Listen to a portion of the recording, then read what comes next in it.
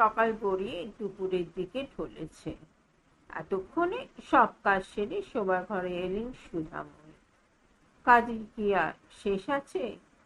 তবু এইক্ষণে একটু অবসর। এইবার নিজেকে একটু গুছিয়ে নেবেন। আলমারি থেকে একটা পাট ভাঙা শাড়ি বার করে পরে নিলেন সুধাময়ী। চুলটা আঁচড়ে সিঁথিতে ভরে সিঁদুর পরলেন। এইটুকুই ওর সাজ।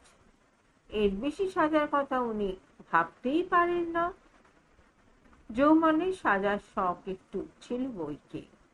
ডাগর চোখ দুটোতে একটু টেনে কাজল পরা, হালকা রঙের একটা লিপস্টিক আর একটু সুগন্ধি পাউডার। সুধাময়ীর মা ঠাকুমার আমলে ঘরের মেয়ে। বউরা এমন সাজের কথা ভাবতেই পারত না। তখনকার দিন ছিল আলাদা। সুধাময়ীর সময় অবশ্য এমন অনুশাসন ছিল না, কিন্তু এই বাড়িতে ছিল। শাশুড়িমা বলতেন, লিপস্টিক, কাজল, এই বাড়ির বউদের অমন সাজে মানায় না বৌমা, ওসব খারাপ মেয়েরা ব্যবহার করে। তাই মেনে এসেছেন এতদিন ধরে। আজ আর সাজতে ইচ্ছা করে না। দরকার নেই তো। সুধাময়ীর মতো মানুষকে না সাজলেও কত সুন্দর দেখায়।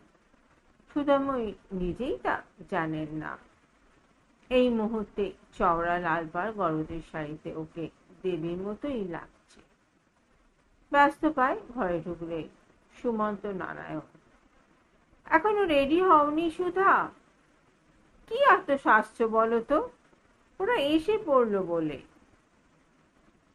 একটু হেসে সুধাময়ী বললেন, সাজের আর আছেটা কি? ওই একটু সিঁদুর, ওটাই যত্ন করে পরি। হ্যাঁ গো, মা তোমায় কোনোদিন সাজতে দেননি। এখনো সেই ক্ষোভ রয়েই গেছে, তাই না? তা সাজো না কেন তুমি?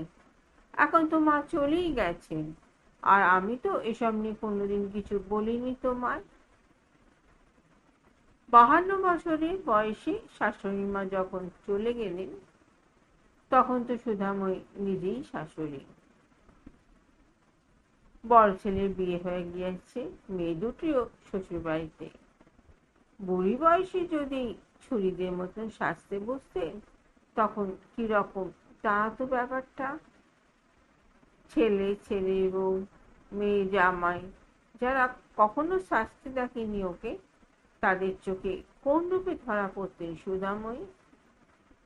কতগুলো ঠোঁটের কাছে এসে বেরোবার জন্য ঠেলাঠেলি করছিল। বেমালুম তাদের গিলে ফেলে সুধাময়ী বললেন, কিসের ক্ষোভ? স্মৃতি ভরা সিঁদুর থাকতে আর কোনো সাজের দরকার নেই আমার। আশীর্বাদ করো, এই সিঁদুরটুকু নিয়েই যেন মরতে পারি। আজ সুধাময়ী মেজ ছেলে সুগত চৌধুরী নতুন বউ নিয়ে বাড়ি ঢুকবে একটু পরেই। সুমন্ত নারায়ণ বললেন, নাও নাও, গয়নার বাস্ক দুটো বার করো দেখি। গয়নার বাস্ক বার করতে গিয়ে একটা মাঝারি সাইজের প্যাকেট বেরিয়ে এলো। প্যাকেটটা দেখে পুরনো কিছু স্মৃতি ভিড় করে এলো মনের কোঠায়। জোড়া শাঁখ আর উলুধ্বনির সাথে তুমুল শোরগোল। চঞ্চল হয়ে উঠলেন সুধাময়ী। এই বুঝি ওরা এলো। পুরনো স্মৃতিদের জোর করে ঠেলে সরিয়ে বরণডালা হাতে ঘরের বাইরে এসে দাঁড়ালেন সুধাময়ী।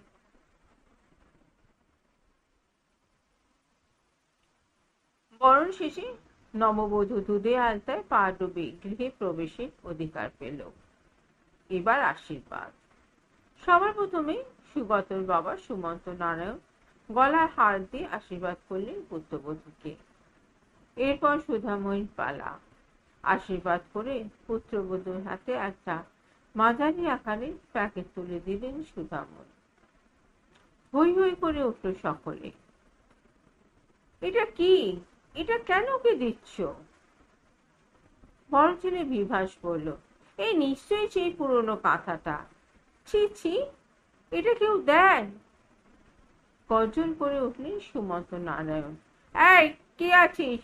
রাস্তায় ফেলে দিয়ে আয় ওই ছেঁড়া কাঁথাটা। প্যাকেটটা বুকের মধ্যে আগলে রেখে আঁচলে আড়ালে থাকা গয়নার বাস্কটা এবার বার করলেন সুধাময়ী। হীরক খচিত বহুমূল্য স্বর্ণবলয় দুটি নববধূর হাতে পরিয়ে দিয়ে মৃদু হেসে বললেন, এই নাও, আমার শাশুড়ি মায়ের বালাজোড়া যত্ন করে রেখো। উঠে দাঁড়ালেন সুধাময়ী। ওনার কাজ শেষ, এবার উনি নিজের ঘরে গিয়ে বিশ্রাম নেবেন। কেউ আসবে না এখন ওনার ঘরে। সুধাময়ী বেরিয়ে যেতে গিয়েও থমকে দাঁড়ালেন। কানে এলো, বড় বৌমা সুমি বলছে, মায়ের বোধহয় মাথা খারাপ হয়ে গেছে, না হলে এমন কেউ করে? আমি যেদিন নতুন এলাম বাড়িতে, সেদিনও ওই পুরনো ছেঁড়া খাতাটা মা আমাকে দিতে চেয়েছিলেন। বাবা সেবার আগে ভাগে জেনে গিয়েছিলেন, তাই লোকের সামনে বেউচ্চত হতে হয়নি। এবার কারো কি না জানি একেবারে মেজ রাতে তুলে দিচ্ছিল। কি কাণ্ড! আরে, মায়ের ওই বালাজোড়ার ওপর খুব লোভ ছিল, আমি জানি তো। ভেবেছিল ছেঁড়া খাতা দিয়ে যদি আশীর্বাদটা সেরে ফেলা যায়, তাহলে আর বালাজোড়া দিতে হয় না, ওর কাছেই থেকে যাবে ও দুটো। বড় ননদ সুষমার কথাগুলো কানে খুব একটা মধুবর্ষণ করল না, কিন্তু অবাক হলেন ছোট কন্যা মিথ্যা যখন বলল, না না মা, এটা খুব অন্যায় করলো, আমি তো ভাবতেই পারছি না, ভীষণ খারাপ লাগছে। আমার বর কি ভাবছে বলো তো? আমার মা কত লোভী, কি লজ্জা কি লজ্জা। কথাগুলো বুকে যেন ছুরি বিঁধিয়ে দিয়েছিল। বেশ রাত হয়েছে এখন, কটা দিন খুব খাটাখাটনি গেল, আজ একটু তাড়াতাড়ি শুয়ে পড়েছে সকলে। সুধাময়ীর চোখে ঘুম নেই, একটা চেয়ার নিয়ে বারান্দায় বসে আছে। গতকাল বৌভাতে পর্ব মিটেছে, উৎসব শেষে আত্মীয় স্বজনরাও বিদায় নিয়েছে। কদিন ধরে ভালো মন্দে খাওয়া, আনন্দ, হইচই। অনুষ্ঠান শেষে প্রত্যেকের হাতে উপহার তুলে দিয়েছেন সুধাময়ী। সকলেই খুব খুশি। আর সুধাময়ী, তিনি কতটা খুশি কেউ জানতে চেয়েছে কোনোদিন আলাদা? না, ওনার খুশির খবর কোনোদিন কেউ রাখেনি। এটাই তো রীতি। এই যে মেয়েটা সুগত আর মেজ বৌমাকে কি যেন বলছিল কাল, স্বামী স্ত্রীর মধ্যে ভালোবাসা আর বন্ধুত্বের বন্ধন যেন অটুট থাকে। হ্যাঁ, এই কথাগুলোই তো বলল। ভালোবাসা, বন্ধুত্ব, এসব আবার হয় নাকি? এত বছরের সংসার জীবনে বলল বাবার কোনো অস্তিত্বই টের পেলেন না সুধাময়ী। আর বন্ধুত্ব, তাও না বাবা। মা বাবা তারা তো বন্ধু হয় না, সারা জীবন অভিভাবক হয়েই থেকে গেছে। মেয়ে কি চায় সেটা বড় কথা নয়, ওনারা মেয়ের ভালোর জন্য কি ভেবেছেন সেটাই আসল। তাই কলেজে পড়া মেয়েটাকে পড়াশোনার জগৎ থেকে টেনে এনে ধনী পরিবারে পুত্রবধূ করে দিয়েছিলেন। স্বামী, তিনিও বন্ধু নন, সারা জীবন প্রভু হয়ে মাথার উপর রয়ে গেলেন, পাশে দাঁড়ালেন না কোনোদিন। আর সন্তান, একটা সময় পর্যন্ত তারা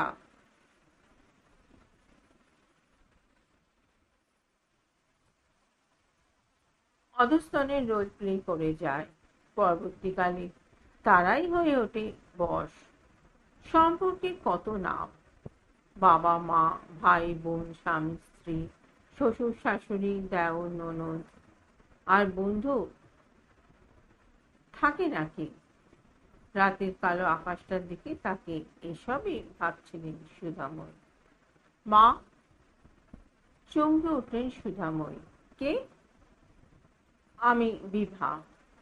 ও মেজ বৌমা, এসো। এখনো ঘুমোতে যাওনি? কিছু বলবে? আর একটা চেয়ার টেনে নিয়ে শাশুড়ির সামনে এসে বসে বিভা। সুধাময়ী অবাক। কি হয়েছে? মুখ নিচু করে বিভা বলে, তোমার ওই ছেঁড়া খাতাখানা আমায় দেবে? সুধাময়ী বিস্মিত। বিস্মিত ওই অন্ধকার আকাশের গায়ে রাত জাগার তালাদের তর। কি বলতে চাইছে মেয়েটা? চেয়ারে হাতলের ওপর এড়িয়ে থাকা সুধাময়ীর হাতের ওপর হাত রাখে বিভা। স্তব্ধ হয়ে বসে থাকেন সুধাময়ী। একসময় উঠে ঘরে আসেন। আলমারি থেকে বার করে বিভার সামনে মেলে ধরেন সেই কাঁথাখানা। বিভা স্তম্ভিত। আরে, এ তো নকশি কাঁথা। এটা তুমি করেছো মা? সুধাময়ী নিরুত্তর। রঙিন কাপড় দিয়ে তৈরি কাঁথার ওপর সুতো দিয়ে ফোঁট তুলে পরিসীম দক্ষতার ফুটিয়ে তোলা হয়েছে একটা মেয়ের জীবন চরিত্র। অসাধারণ। চোখ ফেরাতে পারে না বিভা। কথাটা নিয়ে সুধাময়ীকে প্রণাম করে ঘর থেকে বেরিয়ে যায় নবপরিণীতা বধূ। 1 মাস পর সন্ধ্যাবেলা চায়ের টেবিলে তুমুল সমালোচনা ঝড়। বিষয়বস্তু সুধাময়ী নির্বুদ্ধিতা। আজ দুপুরে এক অচেনা মানুষকে অভুক্ত দেখে 2টি ভাত খেতে দিয়েছেন তিনি, সাথে 10টা টাকা। ভুল করেও ফেলেছেন মানুষটা। সকলে সেই ভুল সংশোধনের চেষ্টায় উঠে পড়ে লেগেছে। সুধাময়ী ছোটের কোনা চিরাচরিত মিষ্টি হাসি। সকলের মুখের সামনে জল খাবারের প্লেট ধরছে। বিভা ফিরেছে দেখে সুধাময়ী বললেন, মেজ বৌমা, তুমি ফ্রেশ হয়ে এসো, আমি তোমায় জল খাবার দিচ্ছি। এসব রেখে একবার এসো দেখি আমার সামনে, একটু বসো। আজ তোমার জন্য একটা ভালো খবর আছে। সুধাময়ীকে হাত ধরে টেনে এনে সবার মাঝখানে বসিয়ে দেয় বিভা। কি হয়েছে মেজ বৌমা? প্রশ্ন করেন সুমন্ত নারায়ণ। বলছি বাবা। জলের বোতল থেকে প্রায় 1/2 বোতল জল গলায় ঢেলে সুধাময়ীর পাশেই একটা চেয়ার টেনে নিয়ে বসে বিভা। সকলের দিকে একবার তাকিয়ে থাকো। চোখ বুলে নিতে বলতে শুরু করে।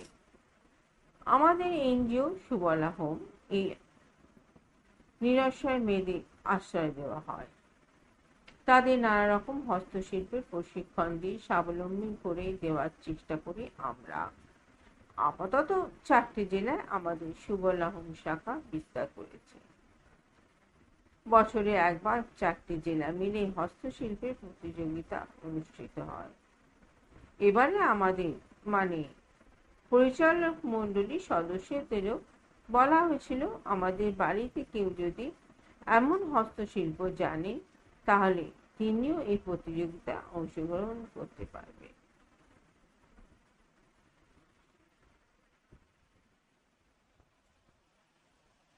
আমি মায়ের তৈরি সেই ছেঁড়া খাতাখানা প্রতিযোগিতায় দিয়েছিলাম, আর সেই ছেঁড়া খাতায় এবারে 1ম স্থান অধিকার করেছে। ফার্স্ট হয়েছে কি করে? ওটা তো ছেঁড়া ছিল, মা তো তাই বলতেন। বিস্মিত সুমন্ত নারায়ণ। হ্যাঁ বাবা, খাতাটা যে ছেঁড়া নয়, ওটা আসলে অসাধারণ সুন্দর একটা নকশি কাঁথা। আপনারা কেউ কোনোদিন জিনিসটা একবার খুলে দেখার প্রয়োজন মনে করেননি।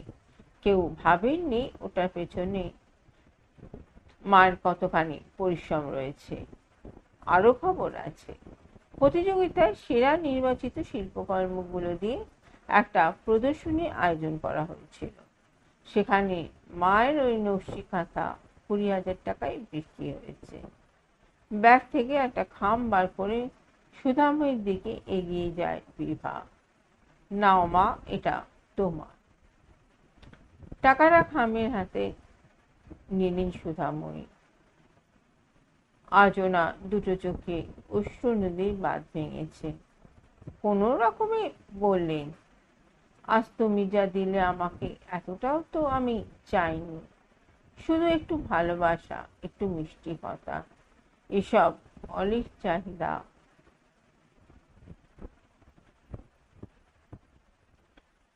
সকলেই বলেছে আমি নাকি একটা ফ্যান্টাসির দুনিয়ায় বাস করি। চাহিদাগুলো সত্যিই যে অলিক নয় তা তুমি আজ বুঝিয়ে দিলে বৌমা। আজ আমার বড় আনন্দের দিন। তাই আমি আরো একটু কিছু করতে চাই। এই টাকাটা সুবলা হোমে উন্নতিকল্পে আমি দান করলাম। সুমন্ত নারায়ণ অনুভব করলেন চোখ তুলে তিনি তাকাতে পারছেন না সুধাময়ীর দিকে। এই দেবীর মতো মানুষটাকে এতদিন চিনতেই পারেননি তিনি।